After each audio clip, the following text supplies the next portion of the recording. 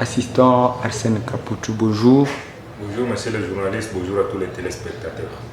Et les États-Unis ont vraiment mis une note où ils demandent une trêve sur ce qui s'est passé en RDC, précisément à l'Est, où les M23 doivent cesser les armes contre les FARDC et vice-versa, attaquer enseignants et attaquer politologues.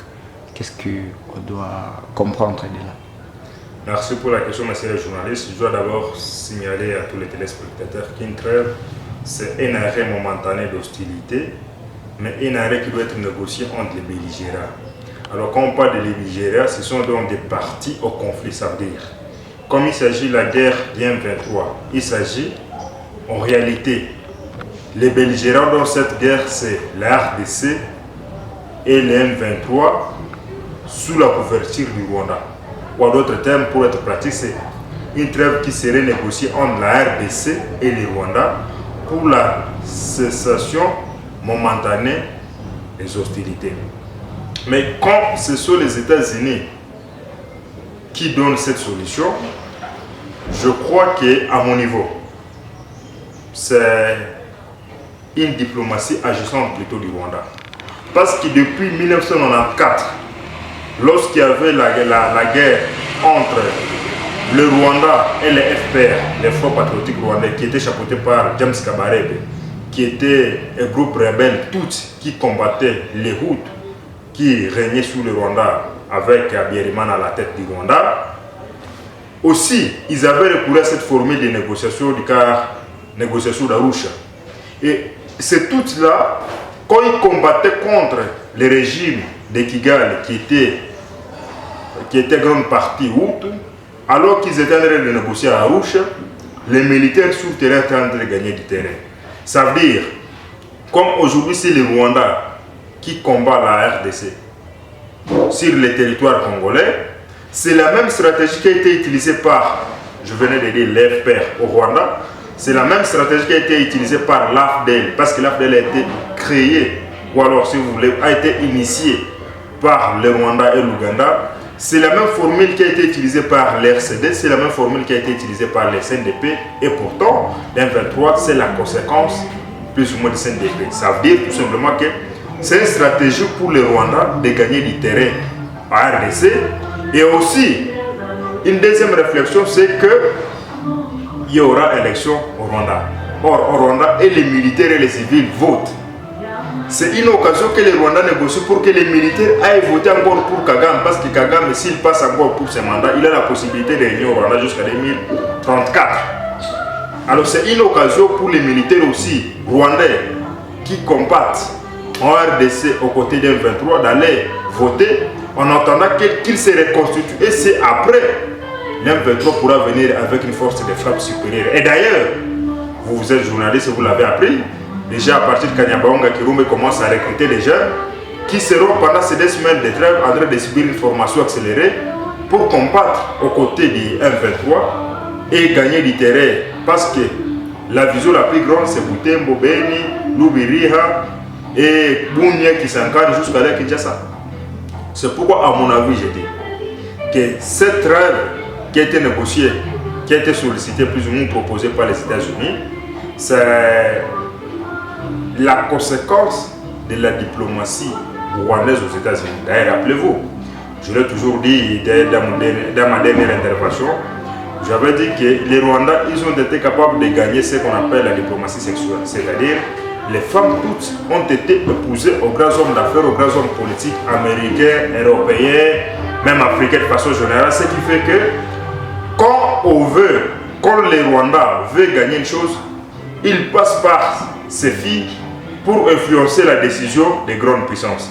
Et aussi, si je reviens dans la théorie souverainiste des États, ce sont les États-Unis qui proposent la trêve. Or, les États-Unis et la RDC, les Rwandais, nous sommes tous des États souverains. Ça veut dire que nous n'avons pas des ordres à recevoir des États-Unis comme un État souverain. Alors, si la RDC veut se comporter comme un État gentil, elle doit rester comme telle. Mais alors, il y a déjà une deuxième formule chez nous, le Ouazalem. C'est une formule des réservistes. Si les FARDC peuvent observer cette trêve, parce que les FARDC représentent plus ou moins les institutions, que le gouvernement congolais active les Ouazalons sérieusement pour que les Ouazalons récupèrent toutes les agglomérations, toutes les régions, toutes les entités déjà récupérées par la M23 pour que nous puissions regagner, pour que l'État congolais exerce encore son autorité sur tous ces espaces qui sont déjà contrôlés par la M23. Parce que si on dit qu'on va observer cette trêve, qu'on appelle entre guillemets trêve humanitaire, nous allons perdre, la M23 va franchir ce qu'on a toujours appelé la nuit rouge, et malheureusement à Kinshasa sera obligé de se plier sous les exigences du Rwanda. Voilà un peu ce que moi je veux dire. Parce que c'est une trêve humanitaire. Parce que c'est pour la guerre du M23 qu'on doit faire une trêve humanitaire. À Beni et à Nitour, on subit la guerre de SADF. Les États-Unis n'ont jamais proposé une trêve humanitaire. Est-ce que les citoyens congolais qui sont à Beni, qui sont à Nitour, sont différents des citoyens congolais qui sont dans la partie du sud Kivu ou dans la partie dans le petit nord? Non, tous sont des citoyens congolais. À Beni, à Nitouri, comme au nord Kivu, nous combattons de la même façon et nous voulons que la paix revienne chez nous. D'ailleurs, si nous, la RDC, nous voulons observer cette trêve, ça veut dire que nous acceptons d'être humiliés. Et moi, je ne serais pas content de subir cette humiliation avec tous les autres citoyens congolais. Vous êtes en train de demander à la RDC de ne pas accepter, de ne pas respecter cette trêve? Oui, alors, là, je vais revenir dans les discours politiques, parce que la théorie fonctionnaliste dit, et je peux vous dire une chose aujourd'hui, alors que je fais autre chose. C'est-à-dire la fonction manifeste et la fonction latente de ce que j'ai dit. Si les institutions veulent se courber comme un État gentil, ils peuvent dire qu'ils vont observer la trêve. Elles peuvent dire qu'elles vont observer la trêve. Mais en réalité, il faut que les FARDC sur terrain soient en train de progresser pour gagner tous les espaces déjà conquis.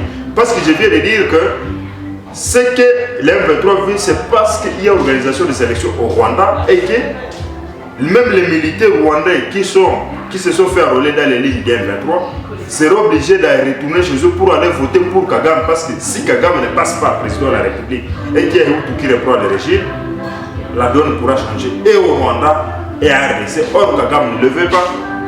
C'est la raison pour laquelle je suis d'accord, même si la RDC veut rester comme un État souverain à part entière, elle doit refuser cette trêve et continuer à combattre et récupérer ses ordres. De toutes les façons, nous sommes un État souverain, donc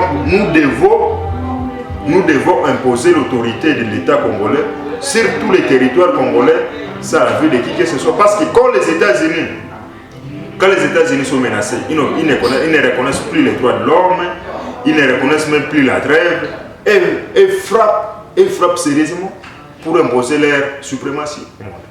Voilà un peu ma lecture personnelle. Les sanctions que les États-Unis peuvent imposer, les États-Unis ne peuvent pas sanctionner un État comme la RDC. Les États-Unis peuvent sanctionner certains citoyens membres des institutions.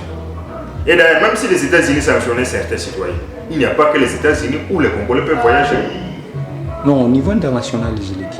Parce que c'est une décision qui a été prise par les États-Unis, ce n'est ni par le Conseil de sécurité des Nations Unies, ce n'est ni par une autre organisation internationale qui a de l'influence sur la RDC. Alors, comme un État souverain, nous ne sommes pas obligés de respecter la position des États-Unis ou de quelle organisation que ce soit. D'ailleurs, même si c'était le Conseil de sécurité des Nations Unies. Nous savons que l'ONU est ici, la MONUSCO est ici, mais elle est inapte et inefficace par rapport à la guerre que nous subissons. Parce qu'il s'agisse des citoyens américains, des citoyens européens, des citoyens africains de façon générale, comme des citoyens congolais, tous, nous avons droit à la vie, nous avons droit à la paix, à la dignité, et ainsi de suite. Et comme le monde, de façon générale, a l'obligation de protéger chaque citoyen congolais pour qu'il bénéficie de tous ces droits-là qui lui sont reconnus par la Déclaration universelle des droits de l'homme et des citoyens, la Déclaration universelle des droits de l'homme et d'autres traités et accords internationaux qui sont déjà ratifiés par la RDC.